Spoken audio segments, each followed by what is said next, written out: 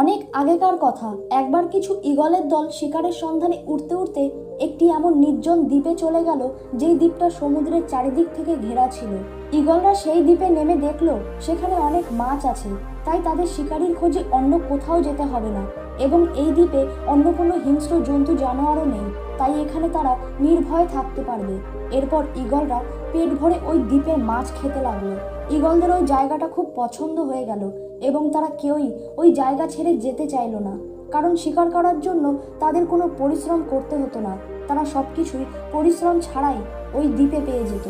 ঈগলরা খুব আনন্দের সাথে সেখানে দিন কাটাতে লাগলো, কিন্তু তাদের মধ্যে এক বৃদ্ধ ঈগল বাকি ঈগলদেরকে ওই দ্বীপ থেকে ফিরে যাওয়ার সিদ্ধান্ত দিল। কিন্তু কোনো ঈগলই ওই দ্বীপ ছেড়ে যেতে চাইলো না, এবং বৃদ্ধ ঈগলকে বাকি ঈগলরা সেখান থেকে যেতে মানা করলো। বৃদ্ধ ঈগলটি তাদের অনেক বোঝালো, কিন্তু তবুও কোনো লাভ হলো না। তখন বৃদ্ধ ঈগলটি একাই ওই দ্বীপ ছেড়ে চলে গেল। এরপর ঠিক 1 বছর পর ওই বৃদ্ধ ঈগলটি যখন ওই দ্বীপে ফিরে এলো, তখন সে দ্বীপের দৃশ্য দেখে ভয় পেয়ে গেল, কারণ সেখানে চারিদিকে ঈগলের লাশ পড়েছিল এবং কিছু ঈগল আহত অবস্থায় পড়েছিল। এসব দেখে ওই বৃদ্ধ ঈগলটি অবাক হয়ে গেল এবং সে এক আহত ঈগলকে জিজ্ঞাসা করলো, তোমাদের এমন অবস্থা কে করলো? তখন ওই আহত ঈগলটি বলল, তুমি এই দ্বীপ থেকে চলে যাওয়ার পর আমরা সবাই খুব আনন্দের দিন কাটাচ্ছিলাম, কিন্তু হঠাৎ একদিন একটি পুরাতন জাহাজ ঢেউয়ে ভাসতে ভাসতে এই দ্বীপের কাছে চলে এলো। ওই জাহাজে কোনো মানুষজন ছিল না, কিন্তু ওই জাহাজ থেকে অনেক বাঘ বেরিয়ে এলো।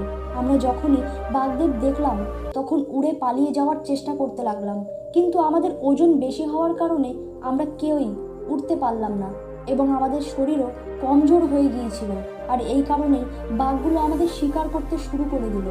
আহত ঈগলটি বলল, আমি বুঝতে পেরেছি, আরামদায়ক জায়গায় থাকার পর তার থেকে বেরিয়ে আসা খুব কঠিন, আর কোনো চ্যালেঞ্জ আসলেও সেটার মোকাবিলা করাও খুব কঠিন হয়ে পড়ে। বন্ধুরা, এই গল্পটি থেকে আমরাও এই শিক্ষা পাই যে যারা আরামদায়ক জীবন কাটাতে ভালোবাসে তাদের কাছে ওই আরামদায়ক জীবন পরে কঠিন হয়ে ওঠে, আর যাদের জীবনে চ্যালেঞ্জ আসতে থাকে এবং যারা চ্যালেঞ্জের মোকাবিলা করতে জানে তারা যে কোনো কঠিন কাজকে অনায়াসে করে ফেলতে পারে। জীবনে সমস্যা তো আসবেই, এই সমস্যাকে এড়িয়ে না গিয়ে যে এটাকে কাটিয়ে উঠতে পারে সেই জীবনে কিছু করে দেখাতে পারে। জীবনে যত বাধা আসবে আমরা ততই সাফল্যের দিকে এগিয়ে যাব।